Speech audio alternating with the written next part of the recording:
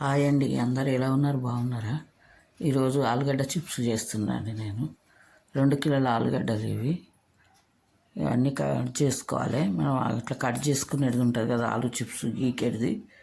దాంతో కడిగేసుకొని మంచిగా గీకేసేయాలండి. చిప్స్ చేసుకోవాలి. ఇట్లా చిప్స్ చేసుకోవాలి. చేసుకొని వాటర్ మసల పెట్టుకోవాలి.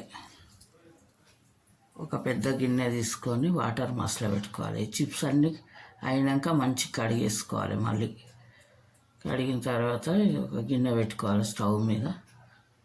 ఆలు చిప్స్ అండి మనం బయట కొనేకంటే ఇంట్లో చేసుకుంటే బాగుంటాయి చిప్స్. ఇట్లా కట్ చేసుకున్నాను నీకు ఆ చిప్స్ కట్ చేసుకోవాలి.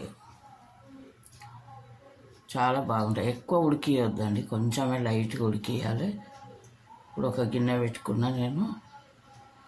స్టవ్ మీద గిన్నె పెట్టుకొని వాటర్ మసల పెట్టుకోవాలి బాగా. మసిలేటప్పుడే సాల్ట్ వేసుకోవాలి.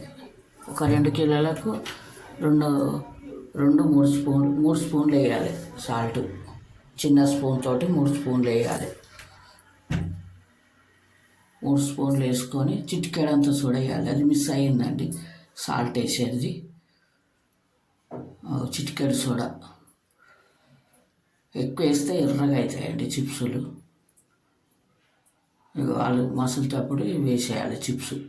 ఎక్కువ ఉడకనియొద్దండి, అవి లైట్గా ఉడకాలి.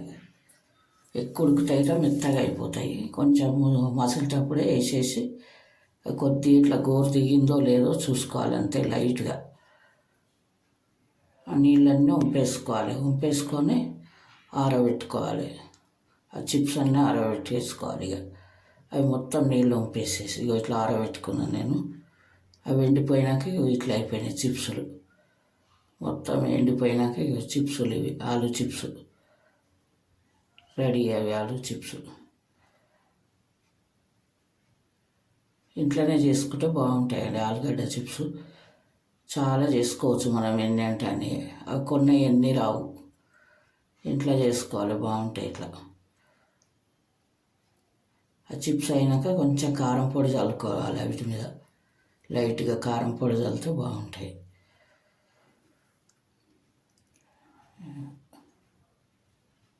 5-6 కేజీలైనా ఇంట్లో చేసుకోవచ్చు. ఇక కారం పొడి చల్లుతున్నా చూడండి.